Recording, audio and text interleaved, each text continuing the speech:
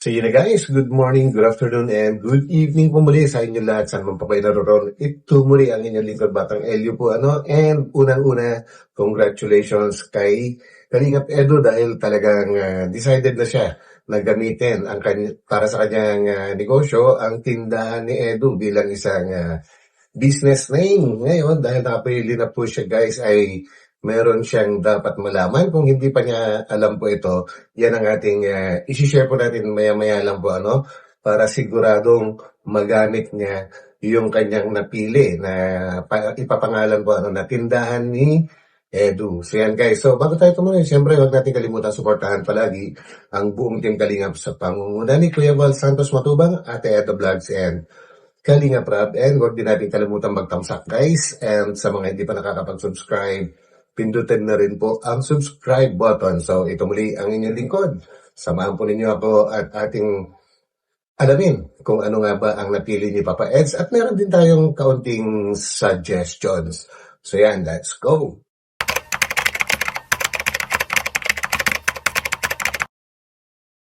Actually, dapat ganito ang din ito bago ko buksan yun, dapat nagtanong ako ng ganito. Yan. Yan. Shoutout po Ma'am Kafudi. Shoutout po from Ate Liwa Morido pala yun. Thank you po. Kay Tita Niria ba to? Ma'am Ate Jess pala. Good evening Eds at sa lahat. Shoutout EDC Worldwide at EDC 101. Salamat po. So yan guys, shoutout po sa lahat ng mga supporters ni Kalingap Edu and of course supporters ng EDC at Team Kalingap. And yan na nga guys, medyo hindi ko naagapan itong paglalive ni Kalingap Edu ng isang gabi po. And sana nakapag-share din ako ng isang idea na kung saan. Meron din ako naisip guys na pwede ipangalan, kanya nga lang nakapili na po siya. So tingnan po natin, tuloy natin at dahil meron tayong sasabihin importante maya-maya. Tingnan natin ang mga tao, kung anong sasabi nila, anong masasay nila. Huwag mong baguhin ang pangalan, Eds. Yes. Tindahan ni Javi. Hindi pag kasi tindahan ni Javi, ang mangyayari, parang mababago ang name ko eh. Malilito ang viewers eh. Kasi tama yun guys, kasi nakasanayan na ng mga tao or ng mga netizens na Edu ang mas naririnig kaysa Javi po. Tama siya. kilala tayo sa social media bilang Kalingap Edu eh. Tindahan ni Papa Eds naman, actually, naisip ko yun kaso mahaba. Gusto ko short pero malakas ang dating para... Sa totoo lang guys, ang business name kasi parang channel name din po ng YouTube na mas maigsi, mas maganda at saka yung medyo kakaiba para madaling matandaan po, hindi yung pangkaraniwan or may kagaya na. Nakadun agad yung pangalan ko, ganyan. Munting tindahan. Ed Store. Pwede pag nakahanap ako ng mas maganda. Ed Store, hindi pa pwede yan guys. Gusto ko yung madaling mas sa ulo eh. Tinda, Ed's Glute Shop. Anong glutes? Puwet yun, ang glutes ay puwet. Puwet yun. Puwet, ang ibig sabihin po ng glute. Sabon ni Edo, tindahan ni Edsy. Tindahan ni Kalingap Edo. Papa Ed's merchandise. Actually, magaganda. Ed Store. Ed Store, pwede. Galing Changi na Edo. Okay na yun, tindahan ni Mr. Alsula. Edula. Ed's online shop. Happy NYP. Meron Happy NYP kaming nakita ang store ni JJ sa Talubat TV. Educare. Ed Sale. Kalingap Edo. Ed Sale. Actually, maganda rin yung Etsy guys. Kaya lang, hindi pa naman kasi talagang, alam nyo na, hindi pa naman mag-asawa talaga. So, pero maganda sana. Kaya lang, meron talagang mas gusto si Kalingap Edu na mas tumatak na sa isipan ng mga netizens. So, yun. Abangan po natin and may suggestion tayo guys. ENB, grabe, gagaling nyo guys. Ang gaganda ng mga ano nyo. Pwede.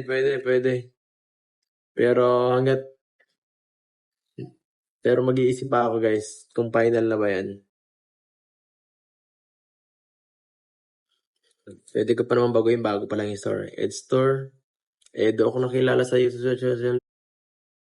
Pwede raw baguhin dahil bago pa yung store. Actually, pwede. Pero sa isa, sasabihin natin mamaya, kailangan maging firm si Kalingap Edu sa kanyang decision, no?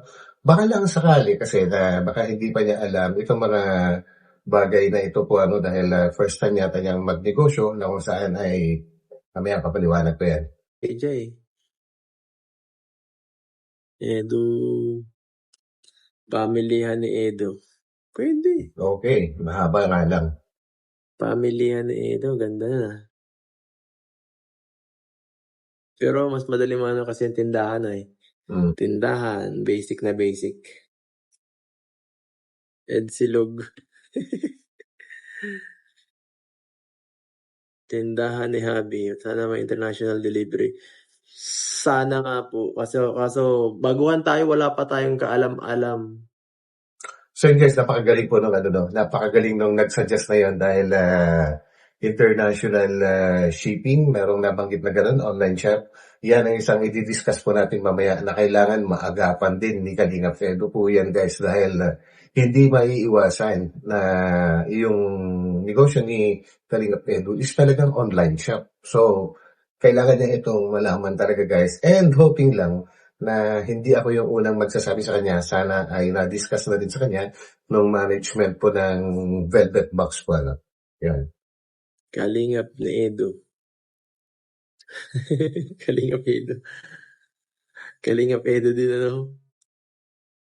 Sounds unique na yung tindahan ni Edu.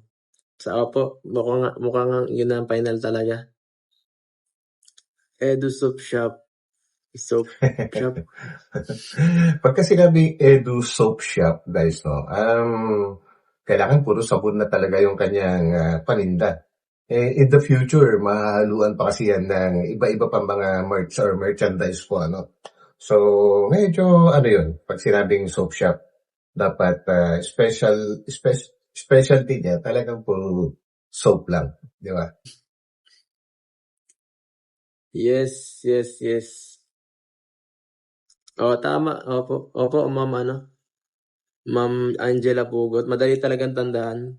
Tandaan ni Edo, wag mo na baguhin. Dali daw tandaan eh. Sabi ni Ma'am Lenny, Mang Luis. Tama. Simple lang ang daling matandaan. Actually, advantage yun kapag yung store mo madali talagang tandaan. Para isang pa lang. Yun, ganun pala yun. Okay. Basic lang.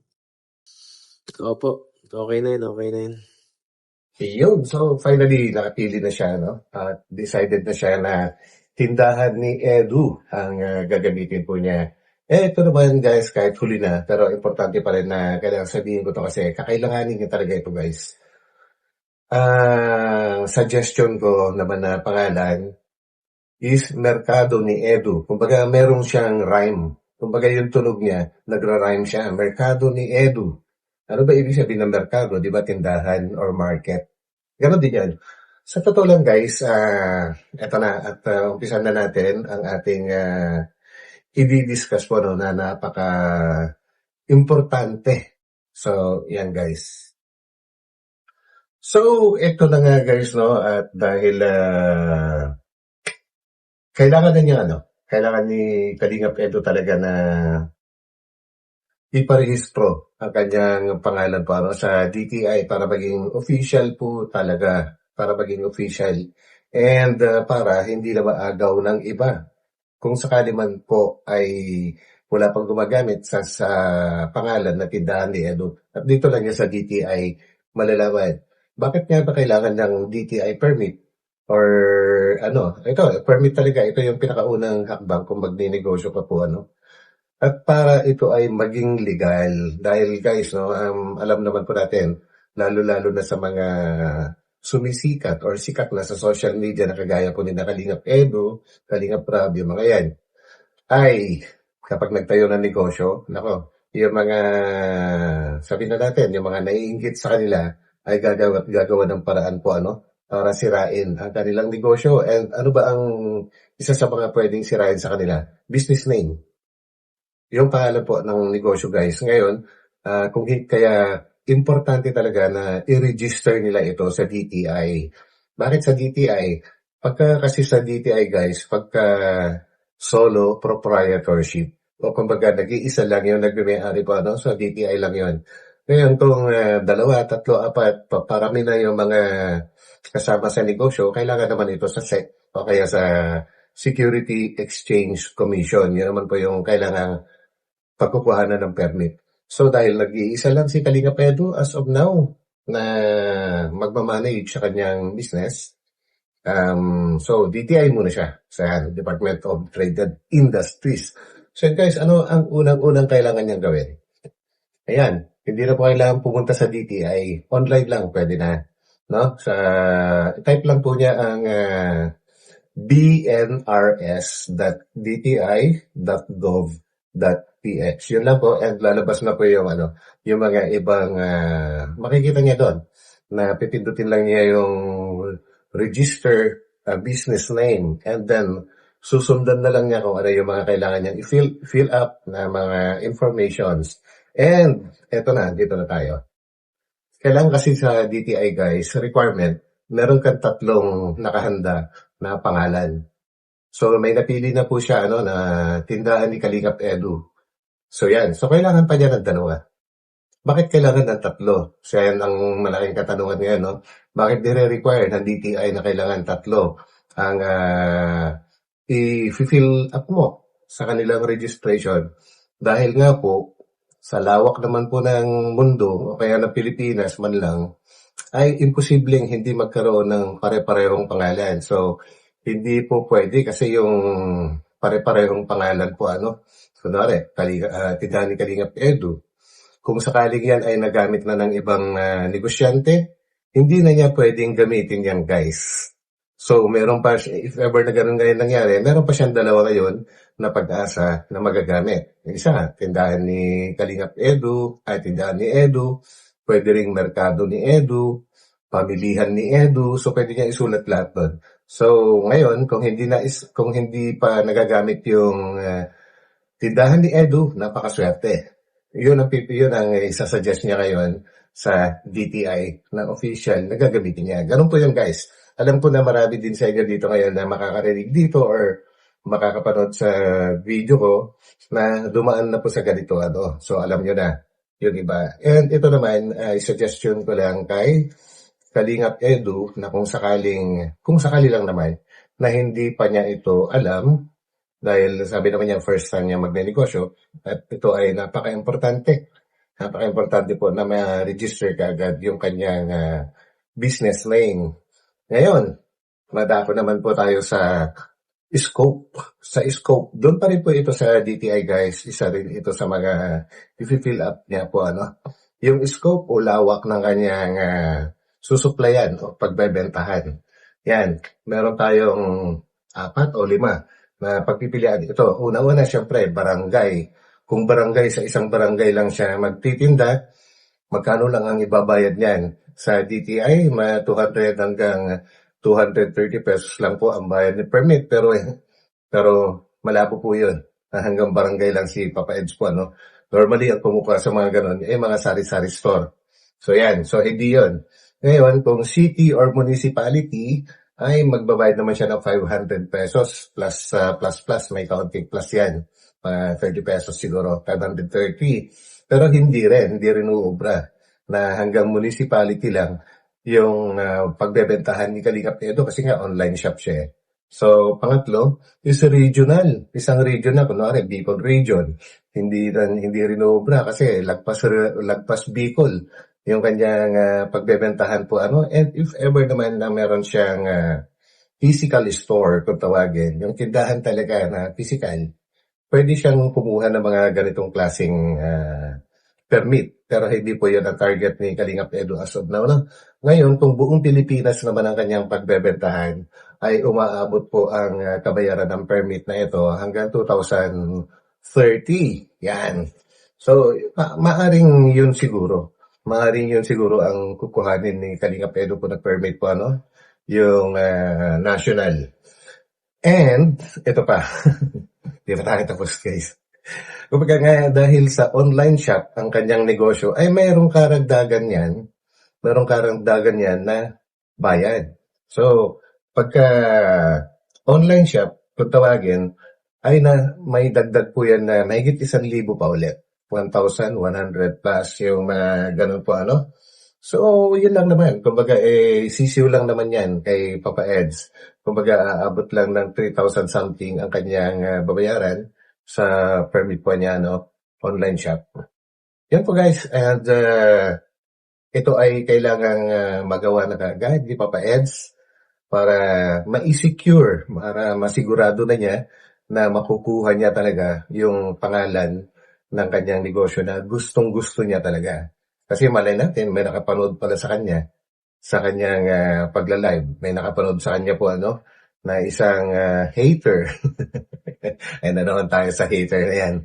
At gustong isabotage. Sabotahe yung kanyang gustong-gustong pangalan ng negosyo. Abay, uunahan siya ngayon. Kahit hindi naman magtatayo ng negosyo yon, gusto lang agawin kaagad. Uunahan si Kalingap Edu sa paggamit doon sa tindahan ni Edu. So, yun. Hindi na magagamit ni Papa Eds ngayon doon pagka nag-register siya sa DTI. So, kailangan agad-agad. At ito, hindi naman niya kailangan pumunta pa sa DTI, guys. Kundi online lang. Tatype lang niya yung bnrs.dti.gov.ph. So, yan lang, guys. Ito ay kaunting sharing lang ng ideas na alam kong napaka-importante din dahil gustong-gusto na ni Papa Eds nga yung kanyang business name na tindahan ni Edu. Kasi may Edu yun eh. So yun lang. Yun lang po ang ating discussion sa ngayon and sana mapanood niya ito. And sana nga ay, kagaya na sabi ko kanina, sana ay hindi ako yung pinakaunang nagsabi sa kanya nito. Sana ay nag-guide na siya ng mga nandyan sa paligid po niya, ano, para ma-secure na po niya kaagad yung gustong-gusto niya na business name. So yan guys. So hanggang dito na lang. And ito muli ang inyong lingkod. Kaunting information lang po yung ating ginawa. Sharing of ideas. Ika nga, hindi natin pinangungunahan. Kumbaga tumutulong lang tayo para makuha niya yung gusto niya na business name. So yan. Hanggang dito na lang. And magkita-kita tayo ulit sa aking susunod na upload. So ito muli ang inyong lingkod, Batang LU. And mag-ingat po ang lahat. Happy Wednesday and bye-bye.